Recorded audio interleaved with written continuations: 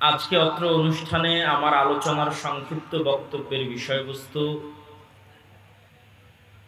যে বিষয় সম্পর্কে আপনারা অবগত আছেন এবং জানেন, সেটি হচ্ছে আমরা অত্যন্ত আনন্দের সাথে আমাদের বাংলাদেশে ঈদ উদযাপন করলেও এই পৃথিবীরই আমাদেরই এক ভূখণ্ডের মুসলিম ভাই এবং বোনেরা বোমার আওয়াজে আহত ব্যক্তিকে মেডিকেলে নিয়ে যাওয়া, নিহতের জানাজা এবং দাফন, গৃহহীন ঘরহারা খোলা আকাশের নিচে তাঁবুতে, খাদ্যের সংকট, পানির সংকট, বিদ্যুতের সংকট ইত্যাদি অসংখ্য সমস্যা, বিপদ আপদ মাথায় নিয়ে তাদের ঈদ এবং তাদের রমাজান অতিক্রম করেছে। সেই সমস্ত দুঃখ ভারাক্রান্ত আল্লাহ সুবহানাহু তাআলার অসহায় বান্দা এবং বান্দি, তারা যে অঞ্চলে বসবাস করছে সেই অঞ্চলের সংক্ষিপ্ত ইতিহাস এবং তা থেকে আমাদের শিক্ষণীয়। আল্লাহ সুবহানাহু তাআলা পবিত্র কোরআন মাজিদে বলেন, সুবহানাল্লাযী আসরা বিআবদিহি লাইলাম মিনাল মসজিদিল হারামি ইলাল মসজিদিল আকসা। মহাপবিত্র সেই সত্তা যিনি তার বান্দাকে, তার বান্দা মানে কে? মুহাম্মদ সাল্লাল্লাহু আলাইহি ওয়াসাল্লাম। মুহাম্মদ সাল্লাল্লাহু আলাইহি ওয়াসাল্লামের জন্য সর্বোচ্চ সম্মান এটা যে তিনি আল্লাহ সুবহানাহু তাআলার বান্দেগিতে, আল্লাহ সুবহানাহু তাআলার দাসত্বে সর্বোচ্চ স্থানে পৌঁছে গেছিলেন। আমরাও আল্লাহ সুবহানাহু তাআলার বান্দা, ইবাদুল্লাহ, সবাই আল্লাহর বান্দা, কিন্তু আমরা নাম কাওয়াস্তে আল্লাহর বান্দা, কাজে কর্মে দেখা যাচ্ছে শয়তানের বান্দা।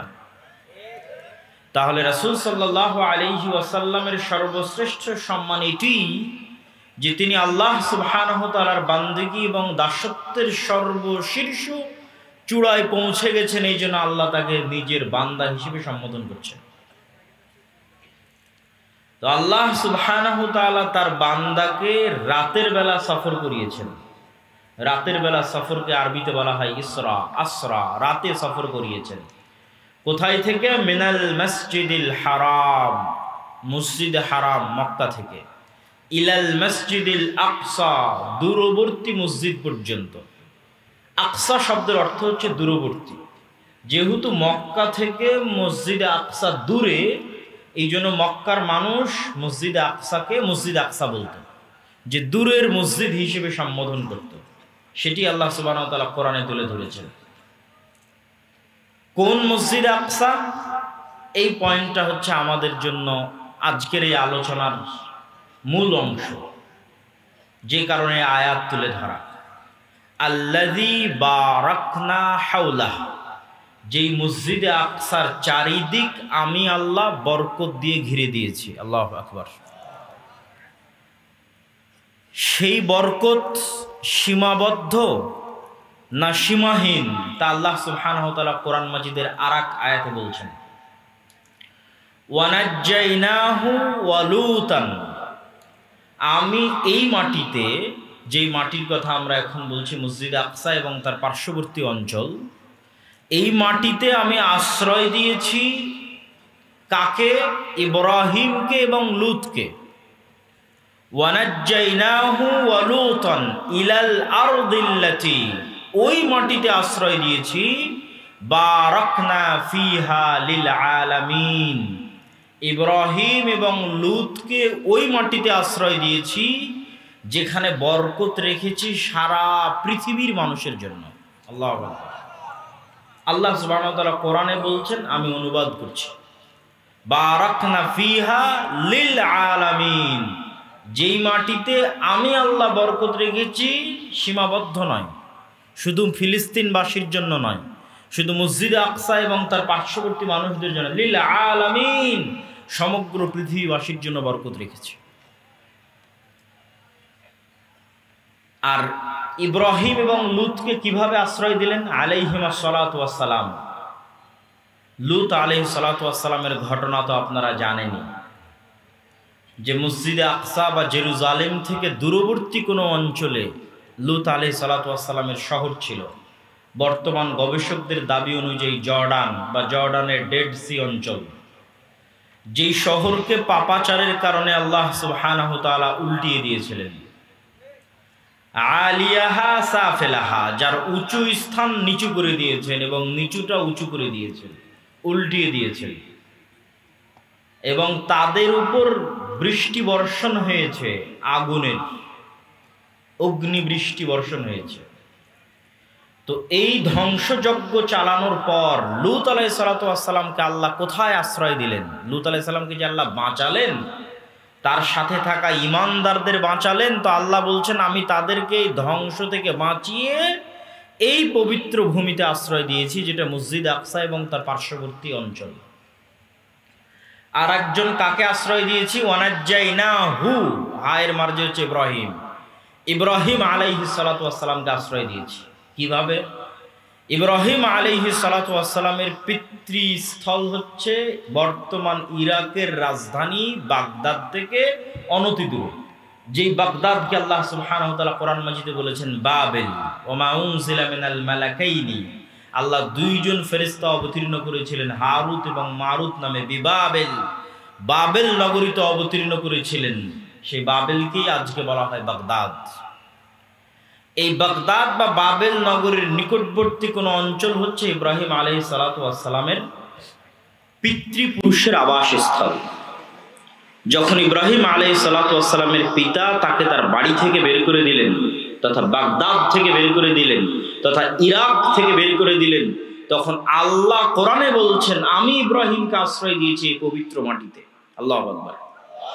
তথা মসজিদ আকসা এবং তার পার্শ্ববর্তী অঞ্চল, যেটাকে রাসূল সাল্লাল্লাহু আলাইহি ওয়াসাল্লাম হাদিসে বলেছেন শাম, সিরিয়া। আজকের শাম রাসূল সাল্লাল্লাহু আলাইহি ওয়াসাল্লামের শাম নয়। রাসূলুল্লাহ সাল্লাল্লাহু আলাইহি ওয়াসাল্লাম যতবার শাম বলবেন ততবার আজকের সিরিয়া, তার সাথে আজকের ফিলিস্তিন, আজকের লেবানন, আজকের জর্ডান, আজকের ইসরায়েল, এই ৪-৫টা সকল রাষ্ট্রগুলো রাসূল সাল্লাল্লাহু আলাইহি ওয়াসাল্লামের শামের অন্তর্ভুক্ত। একই এরিয়া, একই অঞ্চল, একই কালচার। ব্রিটিশরা ছোট্ট ছোট্ট টুকরা করে ভেঙে ভেঙে ভেঙে ভেঙে তার মধ্যে থেকে 1948 সালে মধ্যপ্রাচ্যের বিস্ফোরা ইসরায়েলকে তৈরি করেছে।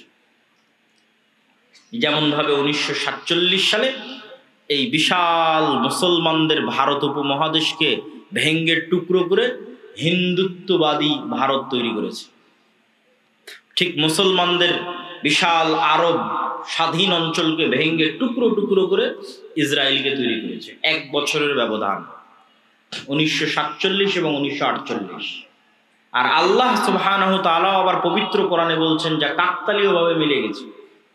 আল্লাহ সুবহানাহু ওয়া তাআলা আবার পবিত্র কোরআনে বলছেন যে মুমিনদের উপর যারা আসাদ্দুন নাস আদাওয়া, শত্রুতার দিক থেকে মুমিন এবং মুসলমানদের উপর সারা পৃথিবীর সকল জাতি গোত্র ধর্ম বর্ণকে ছাড়িয়ে যাবে 2টা গোত্র। একটা হচ্ছে আজকের যুগের জায়নিস্টরা, আর একটা হচ্ছে আজকের যুগের ব্রাহ্মণ্যবাদীরা। জায়নিস্টরা এবং ব্রাহ্মণ্যবাদীরা মুসলমানদের সাথে যা শত্রুতা করবে, পৃথিবীর আর কেউ সেই শত্রুতা করবে না, এটা আমি বলিনি, আল্লাহ বলছে। তো সেই শত্রুতা করার কাকতালীয়ভাবে সময়কালও মিলে গেছে 1947 এবং 1948। এই জন্য আমার কিছু বক্তব্যে বলা আছে যে বাংলাদেশের মধ্যে গাজা হওয়ার সকল সম্ভাবনা বিরাজমান, যদি ইল্লা মান রাহিমা রব্বি, যদি আমার প্রতিপালক আল্লাহ সুবহানাহু ওয়া তাআলা আমাদের প্রতি দয়া না করেন। সম্মানিত উপস্থিতি, তাহলে কি বলছিলাম?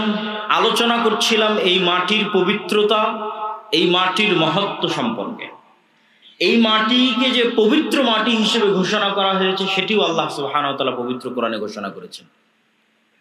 আল্লাহ সুবহানাহু ওয়া তাআলা যখন বনু ইসরাইলকে আদেশ দিচ্ছেন যে তোমরা বিজয়ের জন্য, যুদ্ধের জন্য এগিয়ে যাও, প্রবেশ করো এই শহরে, তখন আল্লাহ সুবহানাহু ওয়া তাআলা পবিত্র কোরআনে এই শহরকে সম্বোধন করেছেন উদখুলুল আরদাল মুকাদ্দাসা, তোমরা এই পবিত্র নগরীতে প্রবেশ করো, যেখান থেকে আমরা বলি বাইতুল মুকাদ্দাস। আল্লাহ কোরআন মাজিদে বলেছেন আল আরদুল মুকাদ্দাসা, পবিত্র ভূমি। আল্লাহ কোরআনে বলছেন আমি মসজিদ আকসা এবং তার চারপাশে বরকত রেখেছি।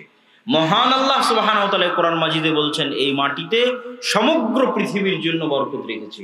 মহান আল্লাহ সুবহানাহু ওয়া তাআলা কোরআন মাজিদে বলছেন এই মাটিতে আমি আশ্রয় দিয়েছি ইব্রাহিমকে, এই মাটিতে আমি আশ্রয় দিয়েছি লূতকে আলাইহিমাস সালাতু ওয়াস সালাম। সম্মানিত উপস্থিতি, তাহলে ইব্রাহিম আলাইহিস সালাতু ওয়াস সালামের দারুল হিজরা, দারুল হিজরা মানে যেখান থেকে আমি যেখানে হিজরত করেছি।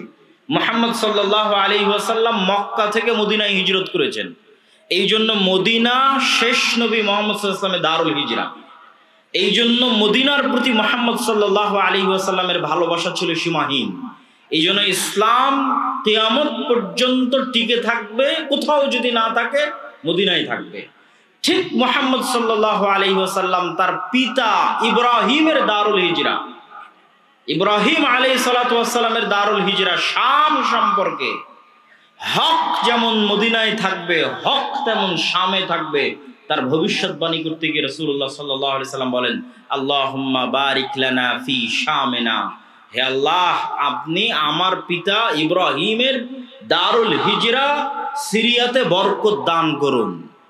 আর এক হাদিসে রাসূলুল্লাহ সাল্লাল্লাহু আলাইহি সাল্লাম বলেন লা তাযালু তায়ফাতুম মিন উম্মতি যাহিরিনা আলাল হক লা ইয়াদুররুহুম মান খাযালাহুম আও লা ইয়াদুররুহুম মান খালাফাহুম আও কামা ক্বালা আলাইহিস সালাতু ওয়াস সালাম। কিয়ামত পর্যন্ত আমার উম্মতের একটি দল, একটি জামাত হকের উপর লড়াইরত থাকবে। কিয়ামত পর্যন্ত হকের উপর লড়াইরত থাকবে, পৃথিবীর কোনো শক্তি তাদের ক্ষতি করতে চাইলেও ক্ষতি করতে পারবে না। এই হাদিসের বিভিন্ন রিওয়ায়াতে রাসূলুল্লাহ সাল্লাল্লাহু আলাইহি সাল্লাম বলেছেন তোমরা যদি তাদেরকে খুঁজতে চাও তাহলে শাম সিরিয়ার মাটিতে খুঁজো। তাহলে কি বোঝা গেল? আল্লাহর নবীর দারুল হিজরা মদিনায় যেমন হক থাকবে, কিয়ামত পর্যন্ত ঈমান এবং ইসলাম থাকবে, ঠিক রাসূল সাল্লাল্লাহু আলাইহি ওয়াসাল্লামের পিতা ইব্রাহিমের দারুল হিজরা শামে কিয়ামত পর্যন্ত হক থাকবে। সম্মানিত উপস্থিতি, এই মসজিদে আকসার ইতিহাস কি? আল্লাহ সুবহানাহু ওয়া তাআলা কোরআন মাজিদে বলেন ইন্না আউওয়ালা বাইতিন উদিআ লিন-নাস বিবাক্কাহ, সারা পৃথিবীর মানুষের জন্য ইবাদত হিসেবে প্রথম যে মসজিদ তৈরি করা হয়েছে সেটা মক্কায়। কোরআনের আয়াত। তো সাহাবীরা রাসূল সাল্লাল্লাহু আলাইহি ওয়াসাল্লামকে জিজ্ঞেস করছে আল্লাহর নবী প্রথম মসজিদ যদি মক্কার হারাম হয় সুম্মা আইয়ু, তাহলে মক্কার হারামের পর দ্বিতীয় পুরাতন মসজিদ কোনটা? সহিহ বুখারীর হাদিসে রাসূলুল্লাহ সাল্লাল্লাহু আলাইহি সাল্লাম উত্তরে বলছেন দ্বিতীয় পবিত্র মসজিদ, পুরাতন মসজিদ হচ্ছে মসজিদ আকসা। সাহাবী জিজ্ঞেস করলেন কাম বাইনাহুমা, আল্লাহর নবী মক্কার মসজিদে হারাম আর জেরুজালেমের মসজিদে আকসা এই দুইটার মধ্যে দূরত্ব কত দিনের? আল্লাহর নবী বললেন 40 আম, 40 বছরের ব্যবধান। এই জন্য পৃথিবীর 3টে পবিত্রতম স্থান, যেই স্থানে যাওয়ার উদ্দেশ্যে, ইবাদতের উদ্দেশ্যে সফর করলে নেকি হবে। পৃথিবীর এমন 3টা পবিত্রতম স্থান যেই স্থানে ইবাদত করার উদ্দেশ্যে সফর করলে নেকি হবে।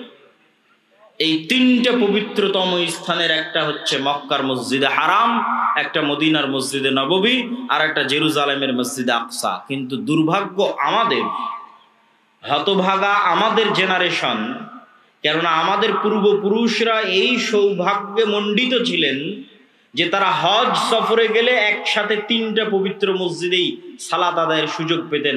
আর দুর্ভাগ্য আমাদের যে আমরা 2টা মসজিদে সালাত আদায়ের সুযোগ পাই, আর একটা মসজিদ থেকে আল্লাহ আমাদের বঞ্চিত করে রেখেছেন আমাদের কর্মফলের কারণে। সম্মানিত উপস্থিতি, এই মসজিদ কেন্দ্রিক আর 2টা সংক্ষিপ্ত ইতিহাস বলে এই পরিস্থিতির কারণ কি এবং আমাদের শিক্ষা কি সেই দিকে এগিয়ে যাব। আর 2টা সংক্ষিপ্ত ইতিহাস কি? সুলাইমান এবং দাউদ আলাইহিস সালাতু ওয়াস সালাম সমগ্র পৃথিবীব্যাপী যে মহা রাজত্ব প্রতিষ্ঠা করেছিলেন, যেই রাজত্ব অতীতে কেউ কোনোদিন প্রতিষ্ঠা করেনি, ভবিষ্যতে কেউ কোনোদিন প্রতিষ্ঠা করবে না, সেই মহারাজত্বের হেডকোয়ার্টার, সেই মহারাজত্বের রাজধানী ছিল এই জেরুজালেম, এই মসজিদে আকসা। এবং আজকের মসজিদে আকসার যে গ্রাউন্ড, এই গ্রাউন্ড সুলাইমান আলাইহিস সালাতু ওয়াস সালামের তৈরি করা। যে উঁচু এরিয়াটা সরজমিন থেকে, যে উঁচু এরিয়ার মধ্যে খ্রিস্টানদের গির্জাও আছে, ইহুদিদের সিনাগগও আছে, মুসলমানদের কিবলি মসজিদও আছে। কিবলি মসজিদটাই মূলত মসজিদে আকসা হিসেবে গণ্য হয়। আর পুরো গ্রাউন্ডটা আল আরজুল মুকাদ্দাসা, পবিত্র ভূমি হিসেবে গণ্য হয়। কিন্তু পুরো মসজিদটাই মুসলমানেরা সালাত, পুরো এরিয়াটাই মুসলমানেরা সালাত হিসেবে ব্যবহার করে না অথবা করার সুযোগ পায় না। তৃতীয় কি ঘটনা এই মসজিদের সাথে সম্পৃক্ত আপনারা সবাই জানেন।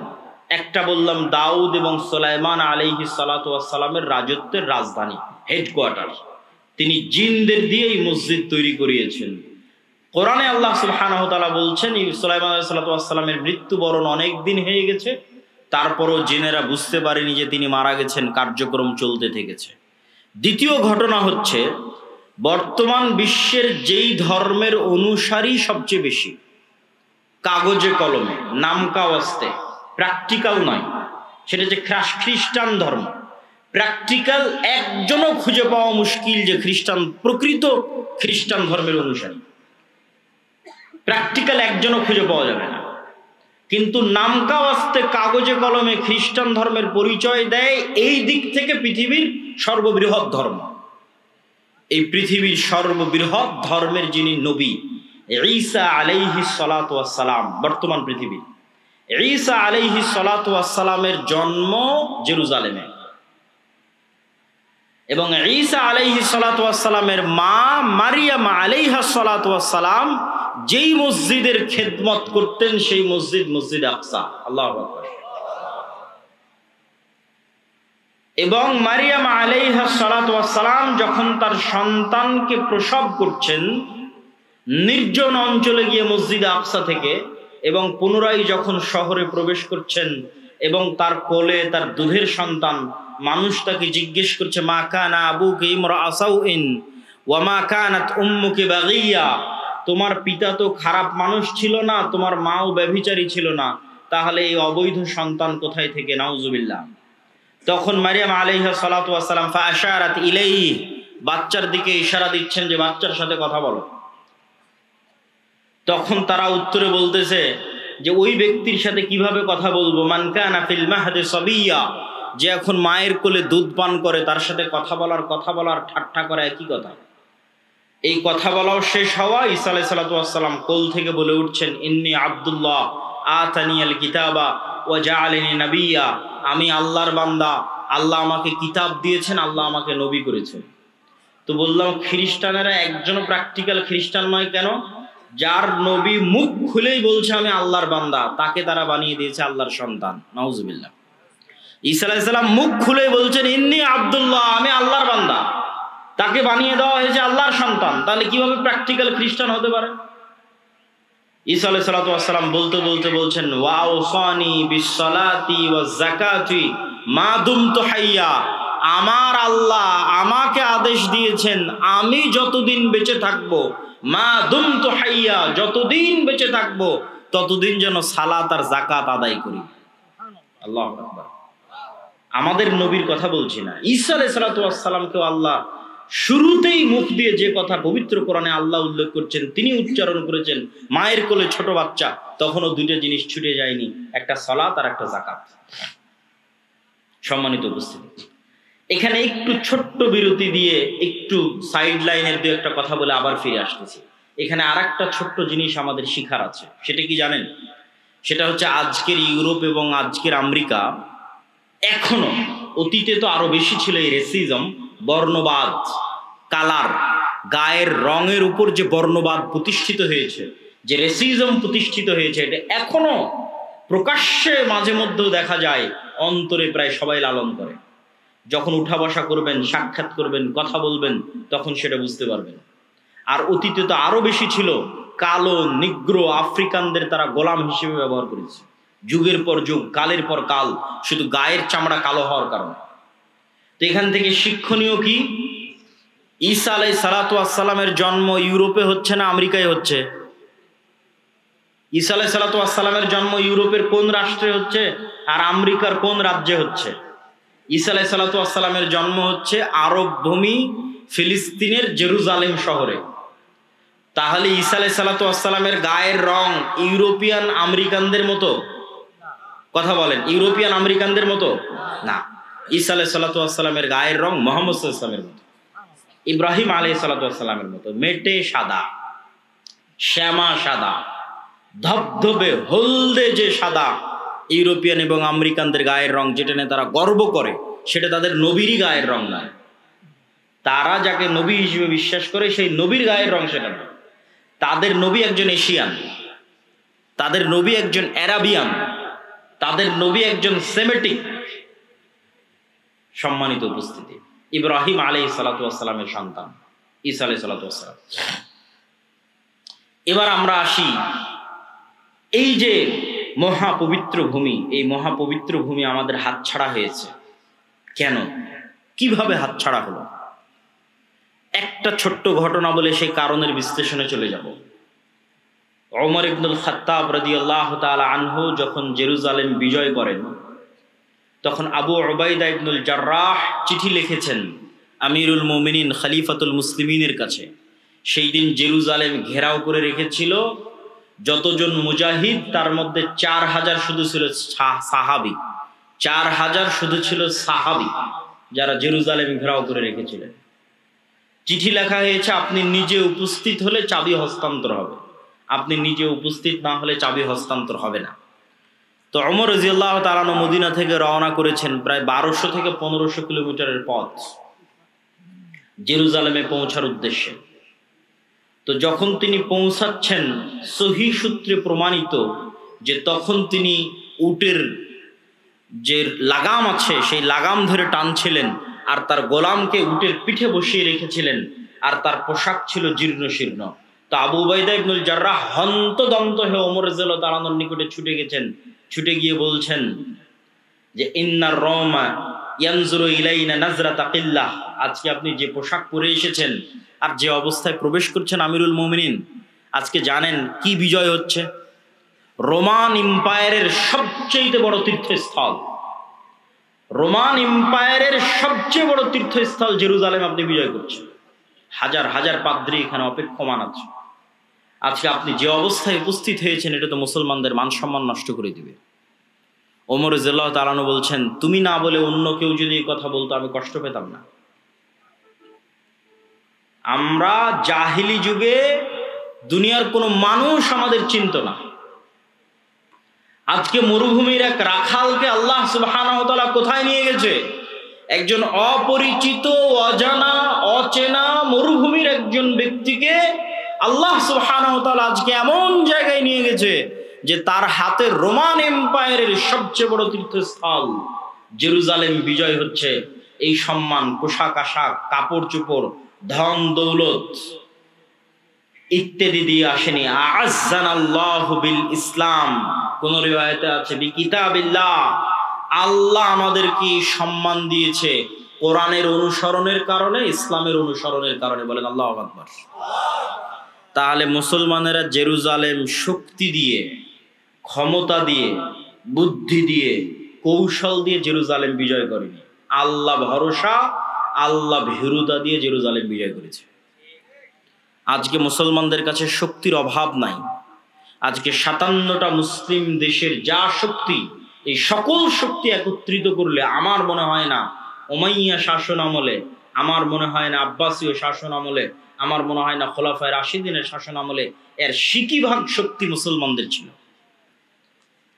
আজকে মুসলমানদের দুনিয়াবি যা শক্তি, তার 60% শক্তি আমার মনে হয় না উমাইয়া, আব্বাসীয়, খোলাফায়ে রাশিদিনের শাসন আমলে ছিল, অথবা সুলতান সালাহুদ্দিন আইয়ুবীর হাতে ছিল। কিন্তু তাদের কাছে ছিল আল্লাহ ভরসা, আল্লাহ ভীতি, আল্লাহ ভীরুতা। আমাদের কাছে দুনিয়াবি সকল পথপন্থা আছে, কিন্তু ওই দুইটা জিনিস আমরা হারিয়ে ফেলেছি, আল্লাহ ভরসা এবং আল্লাহ ভীরুতা, তাকওয়া, পরহেজগারিতা এবং তাওয়াক্কুল আলাল্লাহ।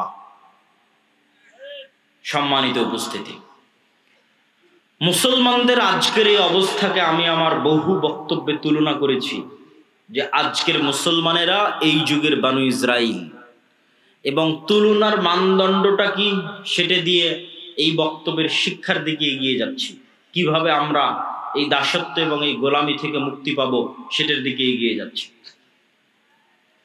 তুলনার মানদণ্ড কোথায়? আল্লাহ সুবহানাহু ওয়া তাআলা কোরআন মাজিদে বলছেন, ওয়াইজ নাজ্জাইনাকুম মিন আলি ফিরআউন ইয়াসুমুনাকুম সুআল আযাব ইউযাববিহুনা আবনাআকুম ওয়া ইস্তাহিয়ুনা নিসাআকুম। স্মরণ করো সেই দিনের কথা যেই দিন আমি আল্লাহ তোমাদেরকে ফেরাউনের কবল থেকে বাঁচিয়ে দিয়েছিলাম। কোন ফেরাউনের কবল থেকে বাঁচিয়ে দিয়েছিলাম? যে তোমাদের ছেলে সন্তানদের জবাই করত আর তোমাদের মেয়ে সন্তানদের জীবিত রাখত। তাহলে ওই যুগের বানু ইসরাইলদের উপর ফেরাউনের জুলুমের মাপকাঠি হচ্ছে ফেরাউন ওই যুগের বানু ইসরাইলদের ছেলে সন্তানদের জবাই করত, মেয়ে সন্তানদের বাঁচিয়ে রাখত। ঠিক কাছাকাছি ওই রকমই জুলুম আজকের যুগের ফেরাউনেরা আজকের যুগের মুসলমানদের উপর গাজাই করতেছে। কাছাকাছি ওই রকমের জুলুম, বরং তার চেয়ে ভয়ঙ্কর হতে পারে, তার চেয়ে ভয়াবহ হতে পারে। এখানে নারী পুরুষ শিশু পার্থক্য ছাড়াই গত 1.5 বছরে 50,000-এর বেশি নারী পুরুষ শিশুকে গাজার মাটিতে হত্যা করা হয়েছে। নাউজুবিল্লাহ মিন যালিক। আর সমগ্র পৃথিবীর চোখের সামনে, সমগ্র মুসলিম বিশ্বের চোখের সামনে, সম্মানিত উপস্থিতি।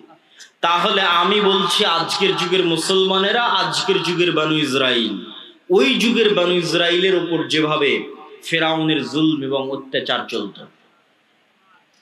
এবং এটা বলার পিছনে আমার লজিক আর একটা আছে, এটার থেকে আপনাদের শিক্ষা আছে। সেই লজিকটা হচ্ছে, পবিত্র কোরআন খোলেন, সূরা বাকারা পড়েন। সূরা বাকারায় আল্লাহ সুবহানাহু তাআলা যেই জাতির বর্ণনা লম্বা সময় যাবত দিয়েছেন সেই জাতির নাম বানু ইসরাইল। লম্বা সময় যাবত ছোট্ট ছোট্ট ঘটনা আল্লাহ বানু ইসরাইলের তুলে ধরেছে। তো বানু ইসরাইলের ঘটনা এত ব্যাপক আকারে পবিত্র কোরআনে তুলে ধরার এটি রহস্য হতে পারে যে এমন একদিন আসবে যেই দিন বানু ইসমাইল বানু ইসরাইলের মতো হয়ে যাবে। সেই দিন যেন তারা বানু ইসরাইলের এই 4000 বছর আগের ঘটনা থেকে শিক্ষা নেয়। এই জন্য উম্মতে মুহাম্মাদীর শিক্ষার জন্য বানু ইসরাইলের এত লম্বা ঘটনা আল্লাহ সুবহানাহু ওয়া তাআলা কোরআন মাজিদে তুলে দিলেন, যেন একদিন আসতে পারে যেই দিন উম্মতে মুহাম্মাদীর অবস্থা বানু ইসরাইলের মতো হতে পারে। 2-1টা কথা কি বানু ইসরাইলের, তাহলে আপনি উম্মতে মুহাম্মাদীর সাথে মিলাতে পারবেন। বানু ইসরাইলের 2-1টা কথা হচ্ছে আল্লাহ সুবহানাহু ওয়া তাআলা কোরআনে সূরা বাকারায় যেভাবে তুলে ধরেছেন। আমি শুধু 2-1টা উদাহরণ দেব। বিস্তারিত আপনি সূরা বাকারাও পড়তে পারেন, বিস্তারিত আমার বই সমসাময়িক মুসলিম বিশ্ব এবং ফিলিস্তিনেও পড়তে পারেন। কি সেই ঘটনা? সেই ঘটনা হচ্ছে বানু ইসরাইলেরা চোখের সামনে দেখলো ফেরাউন ডুবে গেছে। চোখের সামনে নিজে চোখে দেখেছে ফেরাউনকে ডুবতে। কোন ফেরাউন? যে ফেরাউন তাদের ছেলে সন্তানদের জবাই করত, মেয়েদের বাঁচিয়ে রাখত। এই চোখের সামনে ফেরাউনকে ডুবতে দেখার পরও বানু ইসরাইল মূসা আলাইহিস সালাতু ওয়াস সালামকে বলছে, লান নুমিনা লাকা হাত্তা নারাল্লাহ জাহরা। মূসা, ততক্ষণ পর্যন্ত তোমার আল্লাহর উপর ঈমান আনয়ন করব না যতক্ষণ না স্বচক্ষে তোমার আল্লাহকে না দেখছি। নাউজুবিল্লাহ মিন যালিক। এরা স্বচক্ষে ফেরাউনকে ডুবতে দেখেছে। ফেরাউনকে স্বচক্ষে ডুবতে দেখার পর নবীকে বলছে, তোমার তাওরাত বিশ্বাস করি না, তোমার আল্লাহর কথা বিশ্বাস করি না স্বচক্ষে যতক্ষণ আল্লাহকে না দেখবে। লোহিত সাগর পার হয়ে আজকের যে বিশাল মরুভূমি আছে সিনাই মরুভূমি, এই বিশাল সিনাই মরুভূমিতেই মূসা আলাইহিস সালাতু ওয়াস সালাম বানু ইসরাইলকে নিয়ে ঘুরপাক খাচ্ছেন। তো একদিকে লোহিত সাগরের লবণাক্ত পানি, আর মরুভূমিতে পানি আসবে কোথায় থেকে? ওয়াইজ ইসতাসকা মূসা লিকওমিহি ফাকুল নাযরিব বিআসাকাল হাজার ফানফাজারাত মিনহু ইসনাতা আশারাতা আইনা। যখন মূসার কওম মূসাকে বলল পানির ব্যবস্থা করে দাও, তখন আমি মূসাকে বললাম, মূসা লাঠি দিয়ে পাথরে আঘাত করো। মূসা আলাইহিস সালাতু ওয়াস সালাম লাঠি দিয়ে পাথরে আঘাত করলেন। তখন বানু ইসরাইলের জন্য 12টা ঝরনা তৈরি হলো। 12টা ঝর্ণা কেন, কে বলতে পারবেন? ইয়াকুব আলাইহিসসালাতু ওয়াসসালামের 12 সন্তানের জন্য, ইউসুফ আলাইহিসসালাতু ওয়াসসালামে সহ 12 ভাইয়ের জন্য। মানে ঘটনার ধারা হয়তো মিলাতে পারেন না, আমি সুন্দর করে মিলিয়ে দিই। ইব্রাহিম আলাইহিসসালাতু ওয়াসসালামের সন্তান ইসহাক, ইসহাক আলাইহিসসালাতু ওয়াসসালামের সন্তান ইয়াকুব, ইয়াকুব আলাইহিসসালাতু ওয়াসসালামের সন্তান ইউসুফ। এতদূর পর্যন্ত সবাই জেরুজালেমে আছে, মানে ফিলিস্তিনে আছে, আজকের মসজিদে আকসা এবং তার আশেপাশে আছে। ইউসুফ আলাইহিস সালাম কুয়াতে ভাইয়েরা ফেলে দিল, মিশরের বাজারে বিক্রি হয়ে গেলেন। তারপরে ইউসুফ আলাইহিস সালাম যখন বাপের সাথে মিলিত হয়ে গেলেন, তখন পুরো বংশ জেরুজালেম ফিলিস্তিন থেকে কোথায় চলে গেল? মিশরে চলে গেল। ইউসুফ আলাইহিসসালাতু ওয়াসসালামের 400 বছর পর মিশরে মুসা আলাইহিস সালাম আসতেছে। ইউসুফ আলাইহিসসালাতু ওয়াসসালামের 350-400 বছর পর ইউসুফ আলাইহিস সালামের ভাইদের বংশেই, ইয়াকুব আলাইহিসসালাতু ওয়াসসালামের সন্তানদের বংশেই 400 বছরে বংশ এত বড় হয়ে গেছে। 12 ভাইয়ের সন্তান, সন্তান তার সন্তান, তার সন্তান, তার সন্তান, সব নবীর সন্তান। যারা বলতেছে যে আল্লাহকে না দেখা পর্যন্ত ঈমান আনয়ন করব না, এরা ইব্রাহিম আলাইহিসসালাতু ওয়াসসালামের সন্তান, এরা ইউসুফ আলাইহিসসালাতু ওয়াসসালাম এবং তার ভাইদের সন্তান 400 বছর পর। যারা বলতেছে তোমার আল্লাহকে বলো যে পানির ব্যবস্থা করে দিতে, তখন আল্লাহ মুসা আলাইহিসসালাতু ওয়াসসালামকে বললেন লাঠি দিয়ে পাথরে আঘাত করো, তো 12টা ঝর্ণা তৈরি হলো। 12টা ঝর্ণা কাদের সম্মানে? 12 ভাইয়ের, 12 গোত্রের, 12 বংশের সম্মানে। এমনকি মুফাসসিরিনে কেরাম লিখছে, যখন মুসা আলাইহিসসালাতু ওয়াসসালাম সমুদ্রের লাঠি দিয়ে আঘাত করেন, তখন একটা রাস্তা নয় 12টা রাস্তা তৈরি হয়েছিল। ইয়াকুব আলাইহিস সালামের 12 সন্তানের 12 বংশধরের সম্মানে 12টা রাস্তা তৈরি হয়েছিল। তারা বলতেছে যে আল্লাহকে ততক্ষণ ঈমান করবো না যতক্ষণ না দেখবো। তাদের আরেকটা উদাহরণ দেখো তো, যেহেতু মরুভূমি, খাবারের কোনো ব্যবস্থা নাই, তো আল্লাহ আসমান থেকে মান্না এবং সালোয়া ব্যবস্থা করে দিয়েছে খাবারের জন্য। আর পানি, পাথর ফেটে পানি বের হচ্ছে মরুভূমির মধ্যে, পাথর ফেটে পানি বের হচ্ছে মরুভূমির মধ্যে, আসমান থেকে খাবার আসতেছে। তারপরেও তাদের সহ্য হচ্ছে না, তারা বলছে লান নাসবিরা আলা তুআমিন ওয়াহিদ উদউ লানা রাব্বাক। মুসা, এক খাবার, এই সকাল সন্ধ্যা একই মান্না সালোয়া, আর সকাল সন্ধ্যা পানি আর মান্না সালোয়া। মান্না সালোয়ার বিবরণ পড়তে গেলে আপনারা আশ্চর্য হবেন।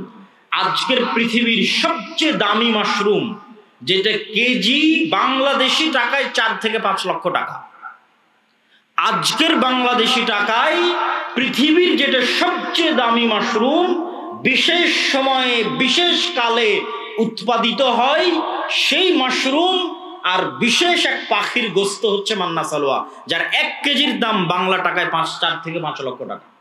সেটা তাদেরকে জান্নাত থেকে দেওয়া হতো। তখন তারা বলছে লান নাসবিরা আলা তুআমিন ওয়াহিদিন, এক খাবার ভালো লাগে না, তোমার আল্লাহকে বলো এই মাটি থেকে আদা, রসুন, পেঁয়াজ, চাল, গম, ডাল ইত্যাদি উৎপাদন করে দিতে।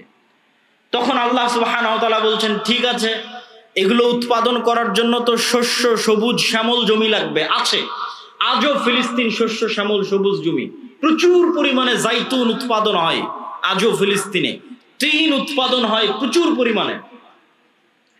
তো সেই জমি আল-আরজুল মুকাদ্দাসা, পবিত্র ভূমি। কোন পবিত্র ভূমি? 400 বছর আগে এই পবিত্র ভূমিতে তোমাদের বাপদাদা ইয়াকুব, ইসহাক, ইব্রাহিম বসবাস করত। কিন্তু ইউসুফ আলাইহিসসালাতু ওয়াসসালামের কারণে তোমরা মিশরে চলে এসেছিলে, তার 400 বছর পর আজকে তোমরা এখানে। তো এই মাটি তোমাদের, তোমরা এখন সেই মাটি বিজয়ের জন্য যুদ্ধ অবতীর্ণ হও। তখন এরা সব নবীর সন্তান, তারা বলতেছে মুসা আলাইহিস সালামকে, ইজহাব আনতা ওয়া রাব্বুকা ফাকাতিলা, মুসা তুমি আর তোমার আল্লাহ গিয়ে যুদ্ধ করো। নাউযুবিল্লাহি মিন যালিক। তাহলে খালি বনু ইসরাইলের 2-1টা ঘটনার উদাহরণ দিলাম, যার যেই ঘটনাগুলো আল্লাহ কোরআনে বলেছেন সূরা বাকারাতে, আমি 2-1টা করে আয়াত পড়েছি আর সেখান থেকে অনুবাদ করেছি। তাহলে এবার বলেন তো, নবীদের সন্তানেরা 400 বছরে এতটা সংকীর্ণ মনা, এতটা ন্যারো মাইন্ডেড, এতটা আত্মমর্যাদাহীন, এতটা আত্মসম্মানহীন, এতটা গোলামের স্বভাবে কিভাবে তাদের চরিত্র পরিবর্তন হয়ে গেল? আমি যখন প্রথম ইউরোপ যাই, তখন মূলত আমি এই হিসাবটা মিলাতে পেরেছি। ইউরোপে গিয়ে যখন দেখলাম, ইংল্যান্ডে গিয়ে যখন দেখলাম মুসলমানদের জন্ম নিবন্ধন, সার্টিফিকেট, পাসপোর্ট, ইংল্যান্ডে প্রবেশ, ইউরোপে প্রবেশ, অ্যাসাইলাম ক্লেইম করা, সেখানে কাগজপাতি রেডি করা, তারপরে সেখানে সরকারের কাছ থেকে বেনিফিট নেওয়া, বেকারত্ব ভাতা হোক, সন্তান সন্ততির ভাতা হোক, প্রত্যেকটা ধাপ অধিকাংশে মিথ্যার উপর প্রতিষ্ঠিত। মুসলমানদের ভারত, পাকিস্তান, বাংলাদেশ থেকে যে মুসলমানেরা গেছে তারা ইংল্যান্ডে, আর আফ্রিকা থেকে যে মুসলমানেরা গেছে স্পেন, ফ্রান্স এবং ইতালিতে, তাদের মিথ্যা, তাদের ধোঁকা, তাদের চুরি, তাদের দুর্নীতি ভারত পাকিস্তানের মুসলমানদের চাইতে আরো খারাপ, আরো নিম্ন স্তরের। তো তখন আমি উদাহরণ মিলালাম যে এরা তো আজকের যুগের বানু ইসরাইল। এই যুগের মুসলমানদের কাছে যদি মুসা আলাইহিস সালাতু ওয়াস সালাম প্রেরিত হতেন তাহলে এই উত্তরগুলোই পেতেন, যেই উত্তরগুলো বানু ইসরাইলেরা দিয়েছিল। আমি মনে হয় বুঝাতে পারিনি। মানে এই যুগের মুসলমানদের রক্তের মধ্যে ওইভাবে মিথ্যা, ওইভাবে ধোঁকা, ওইভাবে দুর্নীতি, ওইভাবে আত্মমর্যাদাহীনতা, আত্মসম্মানহীনতা প্রবেশ করেছে, ঠিক যেভাবে 4000 বছর পূর্বে বানু ইসরাইলের ছিল। কারণ কি? কারণ হচ্ছে ইউসুফ আলাইহিস সালাতু ওয়াস সালামের মৃত্যুর পর হাকসুস বংশের যখন পতন হয় এবং ফারাও বংশের যখন উত্থান হয়, তো আগের সরকারের সাথে যাদের জোট থাকে, শত্রুতা করতে করতে জোটের যারা জোটের সঙ্গী তাদের উপর শত্রুতা চলে। তো ফারাওদের যখন উত্থান হয় তখন আগের হাকসুস বংশের জোট, ইউসুফ আলাইহিস সালাতু ওয়াস সালাম মন্ত্রী ছিলেন, ইউসুফ আলাইহিস সালামের ভাইরাও হয়তো বড় বড় মন্ত্রী পরিষদের সদস্য ছিলেন।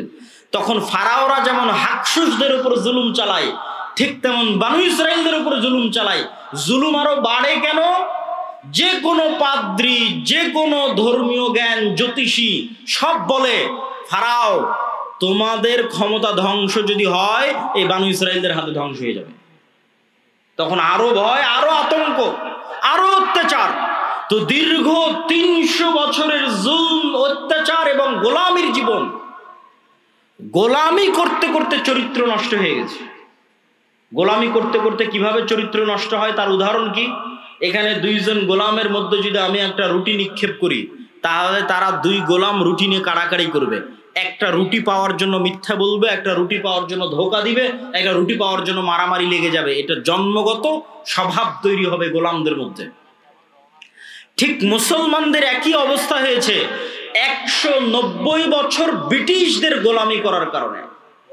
আফ্রিকানদের মুসলমানদের একই অবস্থা হয়েছে 200-250 বছর স্পেন, ফ্রান্স, ইতালির ঔপনিবেশিক কলোনিয়াল শাসনের অধীনে গোলামি করার কারণে।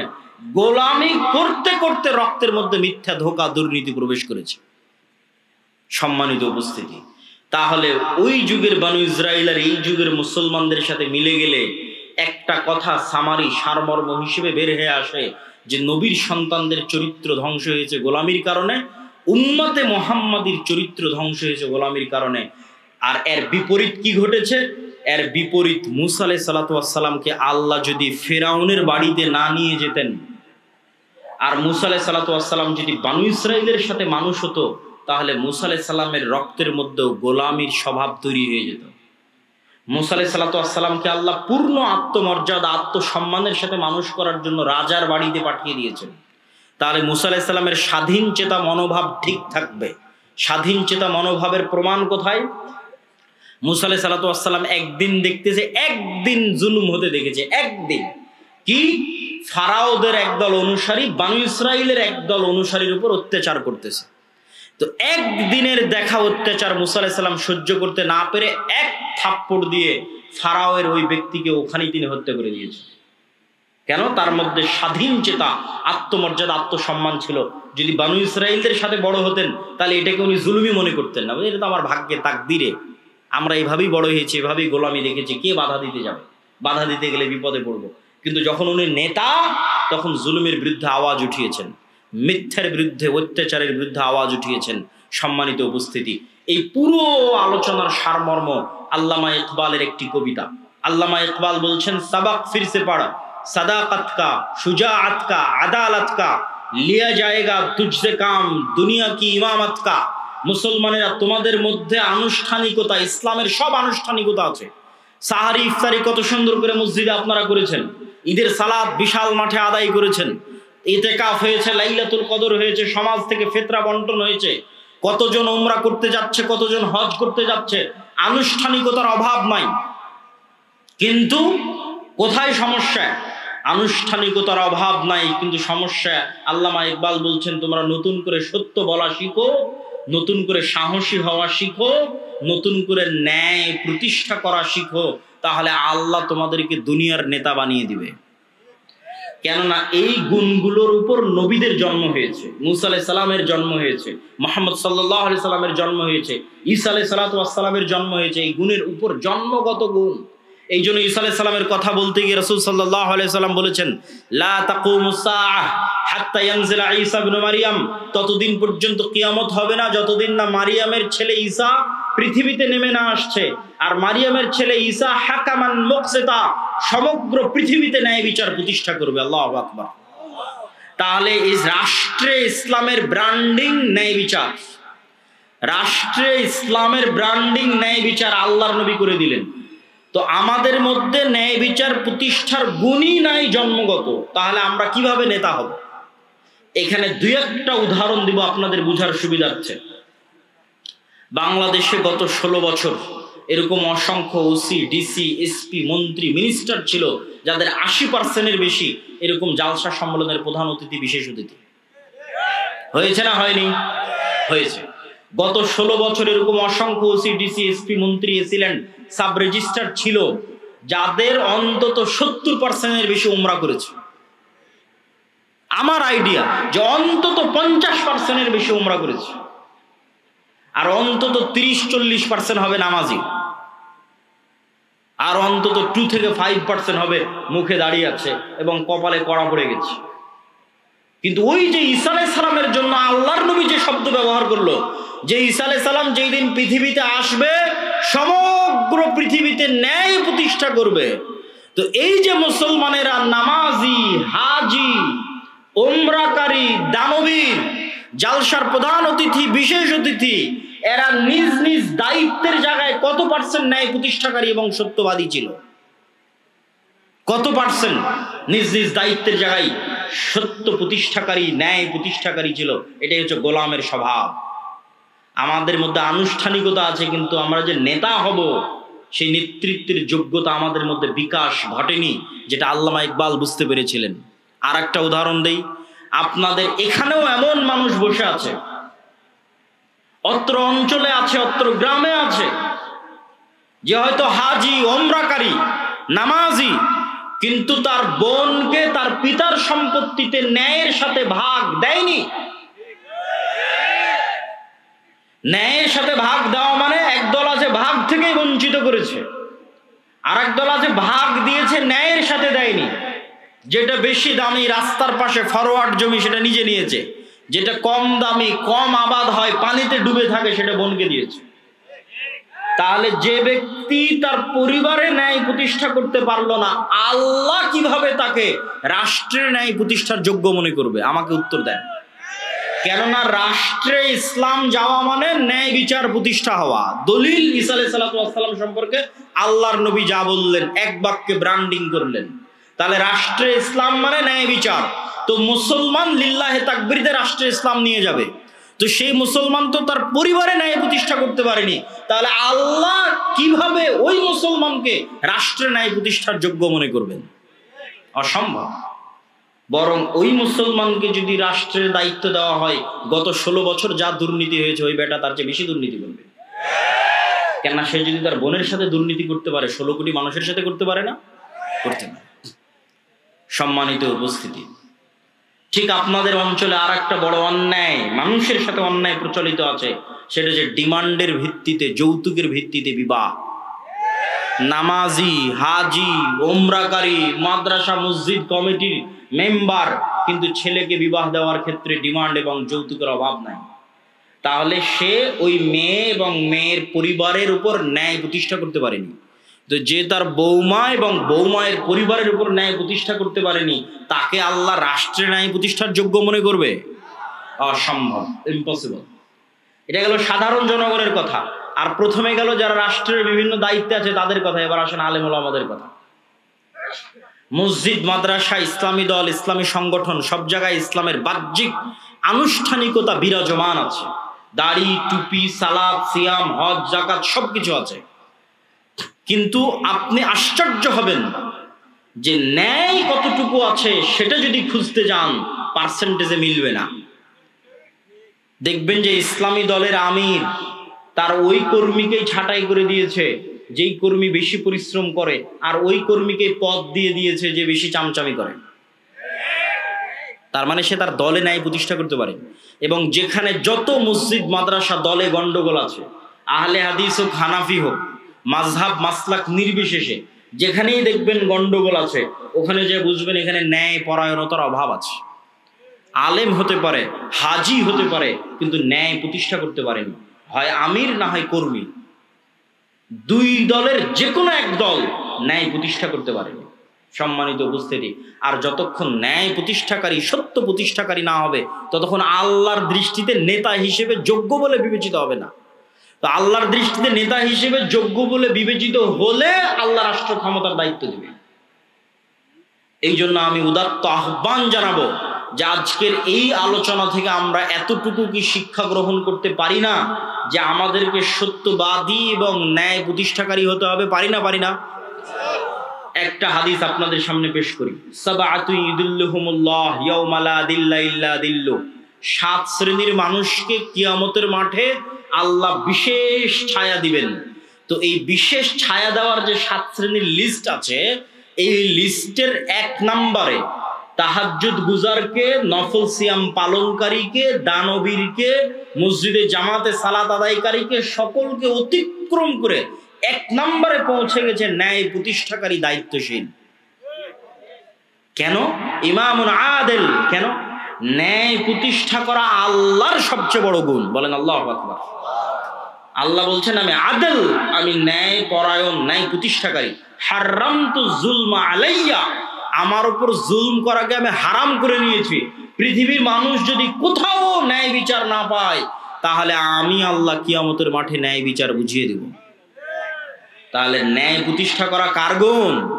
আল্লাহর গুণ। আর পৃথিবীর সকল ক্ষমতার মালিক কে? আল্লাহ। যখন এবার ওই গুণের সাথে মিলে যাবে, তখন আল্লাহ সুবহানাহু ওয়া তাআলা ওই ব্যক্তিকে যোগ্য মনে করবে যে সেও নেতা হওয়ার যোগ্য, তাকে এবার আমি একটু ক্ষমতা দিই।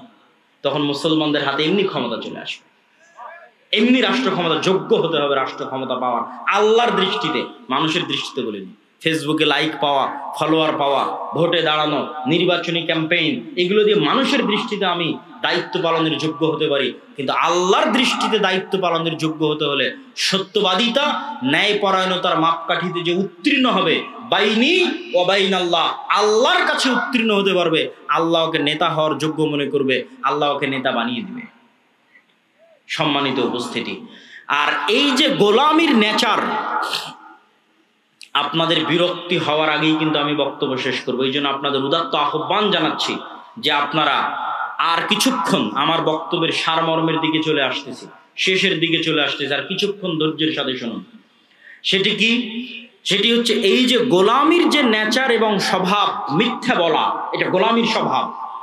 ধোঁকা দেওয়া, সঠতা দেওয়া, দুর্নীতি করা গোলামির স্বভাব, নেতার স্বভাব নয়। তার একটা উদাহরণ, আবু সুফিয়ান কাফের মুশরিক, কিন্তু বাই বর্ন জন্মগত নেতা। জন্মগত নেতা হওয়ার কারণে আবু সুফিয়ান জেরুজালেমে বাদশাহ হিরাক্লিয়াসের দরবারে মুহাম্মদ সাল্লাল্লাহু আলাইহি ওয়াসাল্লামের নামে একটাও মিথ্যা কথা বলেনি। অথচ আবু সুফিয়ান তখন কাফের, আবু সুফিয়ান তখন মুশরিক। তাহলে ওই যুগের মক্কার কাফের মুশরিকদের চাইতে এই যুগের মুসলমানেরা নিম্ন স্তরে আছে।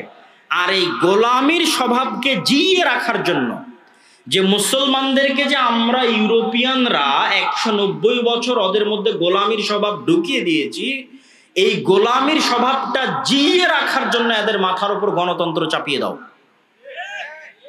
এই কথা অনেকের কাছে বিরক্তিকর লাগতে পারে, কিন্তু আমি যুক্তির ভিত্তিতে কথা বলবো। যুক্তির ভিত্তিতে বলে আমার বক্তব্যের শেষের দিকে চলে যাব। গণতন্ত্র দিয়ে ইসলাম প্রতিষ্ঠা হবে কিনা এটা আমার আলোচনার বিষয়ই নয়।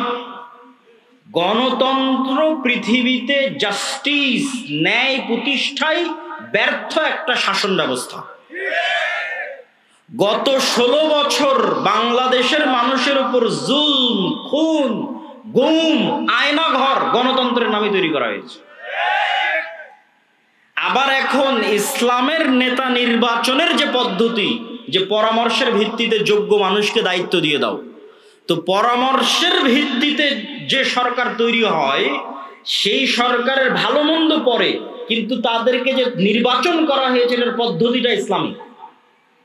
তো যারা এই পদ্ধতির মাধ্যমে ক্ষমতায় আসলে দেখবেন তাদেরকেও সরিয়ে চোর বাটপার লুটেরাদের ক্ষমতায় বসানোর জন্য যে ট্রাম্প কার্ড ব্যবহার করা হবে সেটার নাম গণতন্ত্র। আর এই গণতন্ত্রের সবচেয়ে বড় কুফল মুসলমানেরা ভোগ করবে কি দিয়ে? সেটা হচ্ছে বিভেদ, হিংসা, বিদ্বেষ, মিথ্যা। গণতন্ত্রের মেকানিজমটাই এমন যে আপনি মিথ্যা না বললে এখানে টিকতে পারবেন না। তাহলে আপনার মধ্যে গোলামির স্বভাব জিইয়ে রাখার সবচেয়ে বড় মাধ্যম হচ্ছে পলিটিক্যালি আপনাকে গণতন্ত্রের কাছে বাউন্ড করে দেওয়া। দেন আপনি বাই ডিফল্ট মিথ্যা বলবেন, বাই ডিফল্ট দুর্নীতি করবেন, বাই ডিফল্ট ধোঁকা দিবেন। আপনার গোলামির নেচার চলতেই থাকবে, সত্যবাদিতা, ন্যায়পরায়ণতা বহুদূরের কথা। আর গণতন্ত্রের সবচেয়ে বড় ব্যর্থতা কি? গণতন্ত্র নিজে গণতন্ত্র প্রতিষ্ঠায় ব্যর্থ। কিভাবে গণতন্ত্র প্রতিষ্ঠায় ব্যর্থ কিভাবে? জনগণের শাসন মানে হচ্ছে গণতন্ত্র, কিন্তু এখানে জনগণের শাসন যে হয় না তার প্রমাণটা কোথায়? নির্ধারিত দল প্রার্থীকে মনোনয়ন দিবে, তো এমনও দল আছে যেই দলের টাকা দিয়ে প্রার্থীতা কিনে পাওয়া যাবে, আছে না নাই? আছে। টাকা দিয়ে প্রার্থী মনোনয়ন পত্র কিনে নিবে। তাহলে জনগণ যোগ্য প্রার্থী বাছাই করার আগেই প্রার্থী মনোনয়ন পত্র ম্যানিপুলেট হয়ে গেছে। দ্বিতীয় আর একটা কোথায় গণতন্ত্র দিয়ে গণতন্ত্র প্রতিষ্ঠা হয় না, সেটা হচ্ছে এই গণতন্ত্রের ভোট ক্যাম্পেইনের জন্য যত হাজার হাজার কোটি টাকার দরকার, এই হাজার হাজার কোটি টাকা বাংলাদেশের 18 কোটি জনগণের 80% জনগণ যারা মধ্যবিত্ত নিম্নবিত্ত তাদের পকেট থেকে আসা সম্ভব নয়। তাহলে হাজার হাজার কোটি টাকা দিবে কারা? এই দেশের শীর্ষস্থানীয় দুর্নীতিবাজ ব্যবসায়ীরা। তাহলে দল আগেই বিক্রি হয়ে গেছে দেশের শীর্ষস্থানীয় দুর্নীতিবাজ ব্যবসায়ীদের কাছে। তাহলে গণতন্ত্র, জনগণের শাসন কোথায় গেল? এবার আমি আপনাকে প্রকৃত গণতন্ত্র তুলে ধরি। আমি গণতন্ত্রের, যদি আপনি এক মুহূর্তের জন্য আমাকে বলেন যে আমি গণতন্ত্রের সাপোর্টার, তাহলে প্রকৃত গণতন্ত্র আপনার সামনে তুলে ধরি। প্রকৃত গণতন্ত্র এভাবে প্রতিষ্ঠিত হতে পারে, জনগণের শাসন। আমি ইসলামী খেলাফা, ইসলামী শাসন বলি, জনগণের শাসন প্রতিষ্ঠিত হতে পারে।